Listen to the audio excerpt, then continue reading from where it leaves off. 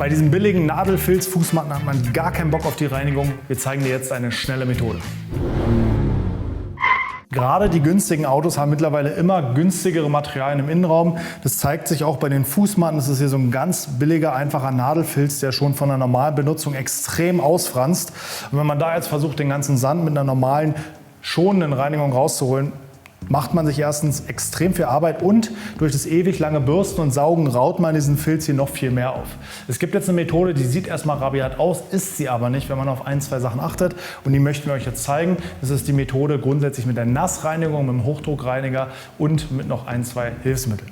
Hier sollte man darauf achten, dass es wirklich Filzfußmatten sind, die hinter auf der Rückseite so eine Pappe haben, die also nicht wirklich durchweichen können, weil es gibt nämlich welche, die haben hier hinten so einen Stoff, die suppen dann richtig durch, die brauchen viele, viele Stunden zum Trocknen. Und wie gesagt, bei sehr teuren Fußmatten würde ich auch ungern mit dem Hochdruckreiniger ran, weil die hohe Wassermenge einfach dafür sorgt, dass sich Mineralien im Teppich absetzen und der etwas härter wird. Man muss den danach lange durchbürsten, bis sie raus sind. Ihr kennt es vielleicht, wenn ihr eure Handtücher wascht, ohne Weichspüler oder ohne Trockner. Deswegen gut geeignet für relativ harte Filzmatten und vor allen Dingen, ihr spart extrem viel Zeit, um so eine Matte sauber zu kriegen. Und wie das geht, zeige ich dir jetzt. Let's go! Als erstes verwenden wir so ein zweckentfremdetes Durchwurfsieb. Danke da an dieser Stelle Mario für den Tipp. Wir haben das hier bei uns einfach am Handtuchhalter festgemacht, damit es stabil steht und klemmen das mit Federzwingen fest, damit die Matte nicht wegrutscht. Wir verwenden eine mittelharte Bürste auf dem Akkuschrauber, gerne Stufe 1 oder 2. Probier dir einfach aus, wie schnell dein Akkuschrauber dreht und womit du dich am wohlsten fühlst.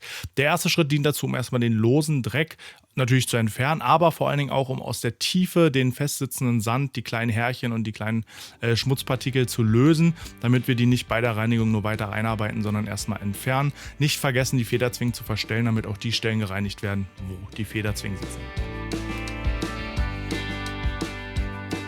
Schritt Nummer 2. Wir verwenden einen speziellen Teppich bzw. Polsterreiniger.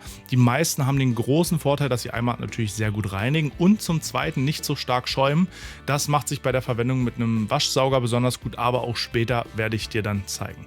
Wir sprühen die Matte wirklich satt ein. Sie muss nicht durchnässen, aber sie muss überall benetzt sein und lassen den Reiniger je nach Herstelleranweisung wirken und verwenden dann wieder unsere mittelharte Bürste, um den Reiniger einzuarbeiten und hiermit den Schmutz zu lösen. Ganz wichtig, so eine Bürste entfernt jetzt keinen Schmutz und keine Flecken, sondern sie löst sie nur mechanisch in Verbindung mit dem Reiniger. Das heißt, danach muss immer noch ein Schritt erfolgen, dass ich den Schmutz irgendwie aus dem Textil kriege, entweder durch ein Mikrofasertuch oder eben durch Wasser, durch einen Waschsauger oder eben durch einen Hochdruckreiniger, wie jetzt in diesem Fall. Hier siehst du jetzt den Vorteil von so einem schaumarmen Reiniger, der lässt sich einfach ausspülen und schäumt fast gar nicht. Das hat den großen Vorteil, dass wir den Reiniger rückstandslos ausspülen können und der nicht im Stoff verbleibt. Das ist nämlich eins der häufigen Fehler bei der Stoffreinigung, insbesondere auch beim Kabelverdeck, aber auch im Innenraum, dass Reiniger im Textil verbleibt, dadurch mit der Zeit das Wasser im Innenraum dann verdunstet und zurück nur die rein konzentrierte Reinigerlösung verbleibt und das schädigt auf Dauer das Textil. Also bitte hier wirklich gründlich ausspülen. Damit ich die ersten Wasserüberstände entferne, nehme ich hier das ist so ein Folien-Squeegee oder so. Geht auch einfach ein Eiskratzer oder so ein Dry Blade. Einfach erstmal die große Wassermenge abstreifen. Dann haben wir einen Großteil schon raus und dann entferne ich den Rest oder entferne nicht, trockne die Matte nochmal weiter vor, indem ich einen Waschsauger verwende und sauge mit dem Waschsauger nochmal natürlich auch vielleicht noch ein bisschen verbliebene Partikel und vor allen Dingen Feuchtigkeit aus der Oberfläche. Dadurch trocknet die Matte danach viel schneller.